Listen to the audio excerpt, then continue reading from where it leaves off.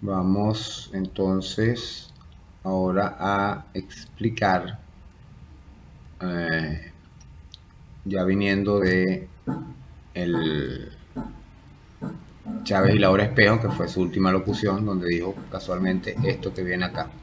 Mi opinión, firme, plena como la luna llena, irrevocable, absoluta, total, es que ustedes elijan a Nicolás Maduro como presidente de la República Bolivariana de Venezuela.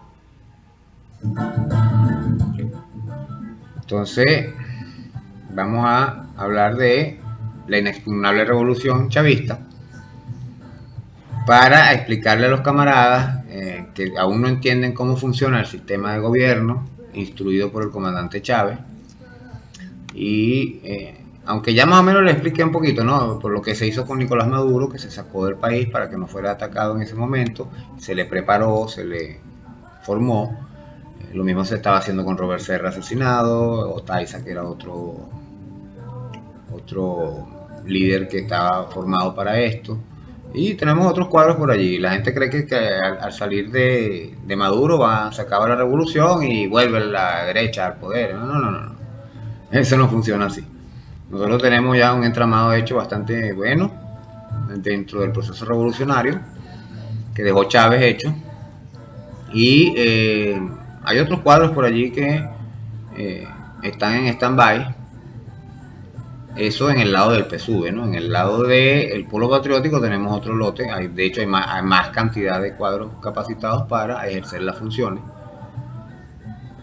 Pero bueno, el partido de masa, ahí se le da la venia de esto, siempre y cuando estemos dentro de este abanico del que estábamos hablando, que debe haber. Pues.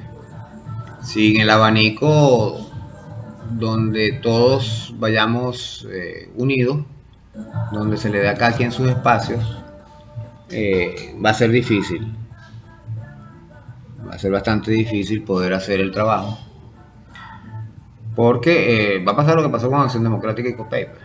Pongamos que COPEI es el polo patriótico, a COPEI, el MAS y estos partidos, y Acción Democrática era el partido de masa, que repitió varios mandatos, eh, se perdió en esa hegemonía. Pues. Lo mismo le va a pasar al PSUV si no abre los espacios que estamos hablando. Pero, hablando de lo que es en sí, lo que dejó el aparato que dejó Chávez ya estipulado, entendemos el estado mayor político de la revolución y su unidad monolítica. Originalmente, recuerden que lo había dicho en un video anterior, los ministros estrellas de Chávez normalmente no eran del PSUV, porque no eran, los del PSUV no eran cuadros políticos, eran militantes de otros partidos, del PCB, del PPT, de otros partidos. Entre ellos Farruko Sexto, Ali Rodríguez Araque, Aristóbulo, que vienen del PPT. Y tenía gobernadores como Eduardo Manuel, que bueno, lamentablemente hubo muchos problemas allí, se fue al exterior, fue perseguido, X, Y, Z. Eh, que lo embromaron fue por un aire acondicionado, imagínense, algo que él personalmente, porque él era una persona, un oligarca, digámoslo de alguna manera, de acá de los llanos, él era un caudillo de esos viejos, él podía haber pagado ese aire acondicionado de su bolsillo, pero bueno, por esto fue que lo buscaron, le hicieron más o menos lo mismo que se le hizo al, eh, al Capone allá en Estados Unidos, pues lo embromaron por una cuestión pequeña. Eh, Este es un entramado político que el comandante armó en función de asegurar la estabilidad, la cohesión y la paridad en lo que es el entramado de este partido hegemónico de masa dentro de la revolución cuando ya estuviéramos dentro de la ausencia del mismo comandante. ¿No? Esto lo convierte en un bloque inexpugnable, indivisible, porque ninguno puede por sí solo asaltar el poder por encima de las instrucciones del comandante externo. Chávez entonces, previendo su ausencia, a la posterior bien sabida arremetida de la derecha fascista, oligárquica, empresarial e imperialista, diseñó preventivamente entonces una forma de resistencia al ataque voraz que venía. Así a cada uno le designó un rol. Vamos a hablar de algunos de estos casos. Por ejemplo, Nicolás Maduro, entrenado en diplomacia gubernamental y por ser resistente a los ataques y a todo esto, el más capacitado en el camino de la izquierda desde los 80, dentro de estos los más jóvenes, eh, hablamos de, porque había Farruko Sexto, Rodríguez Araque, que venían del PPT, ya estaban mayores y bueno. Entonces, se designa a Nicolás Maduro, el equipo político de asesores políticos designan a Nicolás Maduro como sucesor y Diosdado es escogido como coordinador de la parte de la Unión Cívico-Militar con lo del ejército y la milicia y la Asamblea Nacional Constituyente. Véase que son los dos poderes, el ejército y las armas y el poder civil, ¿no? Varios de estos, o por no decir todos, son posibles sucesores de Nicolás Maduro. Y dentro de los otros que no se me van a no los voy a mencionar, pero hay unos cuantos más. Ya más o menos les iré aclarando. Después de Diosdado viene Tarek El Aissami como vicepresidente de Industria y Comercio por sus nexos con los comercios y los empresarios extranjeros. También como posible sucesor está Jorge Raza, quien además de eso era el yerno de Hugo Chávez. Se designa como canciller por su conocimiento de lo que es la diplomacia, por venir de una familia con una cultura bastante arraigada. Tenemos a Aristóbulo Isturi, que es nombrado en comunas y educación. Elías Agua, que está con los colectivos y la educación también. Véanse que tanto los colectivos como las comunas son poder social, poder popular, ¿ok? Ambos tienen que ver con educación y justamente por eso se nombran a Elías y a Aristóbulo en ese mismo renglón, en ese mismo rol. Luego tenemos a Ernesto Villegas, que tiene medios y cultura. Tenemos a Ricardo Menéndez en ciencia y tecnología para lo que es el desarrollo endógeno. Que claro, por el bloqueo y previsiblemente esto ha ido, se ha complicado un poco, pero ahí vamos poco a poco, con ciencia y tecnología vamos avanzando y vamos ganando la batalla. Después tenemos a Castro Soteldo, que está en la producción agrícola con los campesinos y los comuneros, por proceder de este medio agrícola, de su familia agricultora. Tenemos a Freddy Bernal con las policías y la frontera. Jorge Rodríguez, que está en comunicación y la parte electoral, ya que es uno de los mejores especialistas electorales que tenemos. Además de eso, por ser psiquiatra y haber estado en la modernización del CNE, sirve como negociador para dentro de las mesas de diálogo político, como lo que está el resultado de ahorita. Que aunque parece un pacto de punto fijo, ya veremos cómo va avanzando.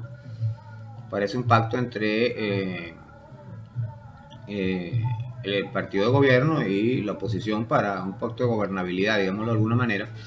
Pero ya vamos a ver cómo eso, esto se desenlaza de acuerdo a cómo son tratados los demás actores, ya que al pueblo patriótico no se nos llamó en esa mesa de diálogo. De allí tenemos a Delcy Rodríguez, que está en la Cancillería y en la vicepresidencia. Tenemos a Darío Vivas como en la parte de agitación y medios, que eso es lo que él ha hecho toda su vida. Agitar mucho como revolucionario que es. Tenemos a Roy Chatterton, que está en la parte de Cancillería y como negociador diplomático por su muy larga trayectoria y conocimiento al respecto. Después de esto tenemos a Juan Escalona, que era el edecán del comandante Chávez, que también fue entrenado por el comandante, como lo estaba haciendo Robert Serra, Otaiza, como lo fue Nicolás Maduro. pero aún es muy joven, todavía le falta foguearse un poco en estos medios. Este tiene el entrenamiento, tiene la capacidad inculcada por Chávez como para incluso recomendarle la lectura al presidente Nicolás Maduro, qué tipo de libro utilizar para documentarse. Y esto ha ayudado mucho a Maduro ¿cómo se llama? A volverse todo un estadista. Eh, porque él fue entrenado para eso, él sabía lo que Chávez leía, sabe en qué momento hacerlo, qué libros utilizar para la documentación necesaria en el momento. Y poco a poco ahí ha ido ayudando al presidente, por eso no se le despega de un lado.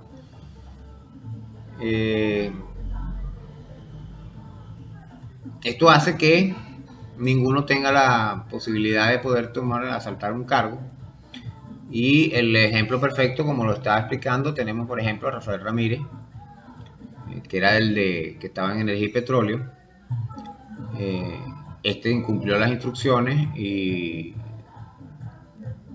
se sintió con ínfulas de poder ser presidente él y de pasarle por encima las instrucciones dadas en el proceso revolucionario de que era Nicolás el que iba a asumir, y fue removido del cargo sencillo y llanamente. Luego se fue hacia el lado de la traición porque se le subieron los egos, justamente, además de la parte de la corrupción. Como dije, los demás no dejaron que él usurpara el poder y simplemente le buscaron la vuelta, y el que tiene rabo de paja no se acerca a la candela. Hay otros dirigentes que ocupan otros roles, pero que el presidente tiene mayor rango y libertad de acción de remoción. Igualmente hay otros actores influyentes en el proceso revolucionario, como el Consejo de Intelectuales, y por ahí van las cosas, o sea, por ahí van los tiros, por ahí va el juego ese de rotación que todo el mundo cree que se juega, pero vean que siempre estamos más o menos en el mismo rango. Lo que nadie calcula aquí es que el comandante Chávez creó, luego de haber cometido el error y reconocerlo, corregirlo, con el gran polo patriótico, corrigió otro nivel de la balanza. Y es lo que el PSUV no ha entendido. Entonces, nosotros podemos desnivelar la balanza y le puede resultar complicado al partido de gobierno. Recuerden que el PSUV es un partido de masa, por ende es un partido gobierno, y si pierde espacio de gobierno, pierde poder. Este entramado entonces se hace inexpugnable siempre y cuando esté unido, y aunque no quieran, esto va a continuar en torno a la revolución, más no así como lo dije en el video pasado, alrededor de los partidos, porque nosotros somos bolivarianos y la premisa del Libertador en su lecho de muerte fue cuando cesen los partidos y se consolide la unión. La unión, unidad, unidad, unidad, es el verdadero legado del comandante Chávez, y el PSUV se ha alejado de ello. Por ende, parece que va a haber que echarle un baldecito de agua para que estos entiendan y vuelvan a recapacitar y agarrar el camino correcto.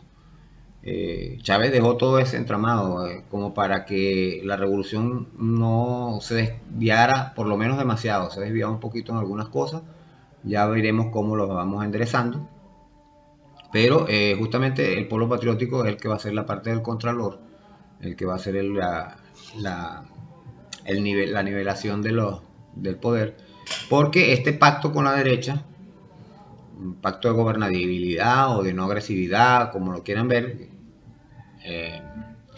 que designó el nuevo CNE sin ser la fecha, simplemente por un acuerdo nacional, lo cual por sí, para mí, desde mi punto de vista, es una violación a la Constitución. Para hacer esto se tenía que haber puesto toda la directiva del CNE, tenían que haber puesto los cargos a la orden. Eso lo hicieron después del convenio, del pacto. Eso tenía que haber sido antes. Pero bueno, o sea, todo tiene su procedimiento. todos tienen las órdenes dadas y un grupo de medidas a ir implementando paulatinamente y progresivamente a medida que avancen las cosas para así mantener la estabilidad revolucionaria y se avance a paso firme contra la arremetida del imperio, los apátridas, los alienados y los traidores que nada logran, porque esos torpes salieron y se quedaron fuera al llamarse sociedad civil, ya no son pueblo, así como los chavistas que se saltaron la tranquera, ahora se quieren llamar chavistas originarios. También tenemos a los que se llaman ¿cómo es que se llaman estos otros? Chavistas originarios, chavistas no maduristas. Son esta cuerda de gente que no tiene idea no tiene noción de lo que era el proceso y de lo que se estaba haciendo. Entonces el líder seleccionado como presidente, Nicolás Maduro Moro, junto a la primera dama, también elegida, ya que Chávez se ocupó hasta de casarlos. De hecho, ayer estaban cumpliendo 7 años de matrimonio. Los casó antes de su designación para continuar su legado. Así que para que se tomaran las medidas de sustitución a quien le toque, todos y cada uno tienen sus sustitutos en 3 niveles, al mínimo en 3 niveles. Y de esto lo voy a hablar particularmente de la pareja presidencial. Voy a hablar de Nicolás Maduro, de quién es Nicolás Maduro, quién es Cilia Flores. Voy a hablar de quién es el madurismo más adelante, para que entiendan que tanto Nicolás fue seleccionado para el cargo como la misma Cilia. No fue algo hecho a la ligera, ni fue algo momentáneo porque el comandante estaba enfermo. No, eso se hizo mucho tiempo antes, como había dicho. Y el comandante lo dejó claro y explícito en eso que hablé de la hora espejo, que la mayoría de la gente no captó eso, si no es que yo soy el único que captó eso. Pero sí, cuando ustedes lo verifican y se dan cuenta que, oye, sí dijo esto, hizo esto, y se van a dar cuenta de que es así. Entonces, dentro de todo este entramado, por cierto, hay uno que no sé qué pito toca, que ha sido, bueno, un problema para mucha gente, porque de verdad no sabemos si es culpa de él o debe ser por culpa de él, porque no hay forma ni manera que donde él entra todo se acaba, que es Osorio. Osorio sí no sé qué pito toca en ningún lado, pero algún rol debe tener que desconozco.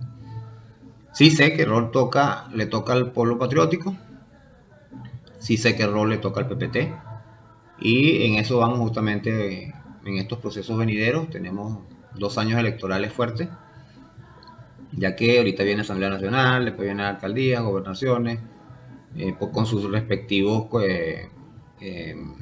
cuerpos legislativos, que son la Asamblea Legislativa del Estado y los consejos municipales. Además de eso, debería venir una reestructuración de los consejos comunales, donde se le dé más cabida al pueblo patriótico. Y me imagino que por el acuerdo se le va a dar un poco de cabida, aunque ya estamos bastante infiltrados en todo eso por la oposición. Bueno, esto lo vamos a seguir hablando más adelante. El próximo video voy a estar hablando un poco sobre ya la parte de las religiones. En tus creencias te veo, entre religiones te veo, etcétera, etcétera. Y vamos a llegar al punto de la verdadera crucifixión. Y de allí vamos a empezar a tomar otros temas, ya la parte económica y otras cuestiones. Entonces, bueno, vamos a estar hablando más adelantito.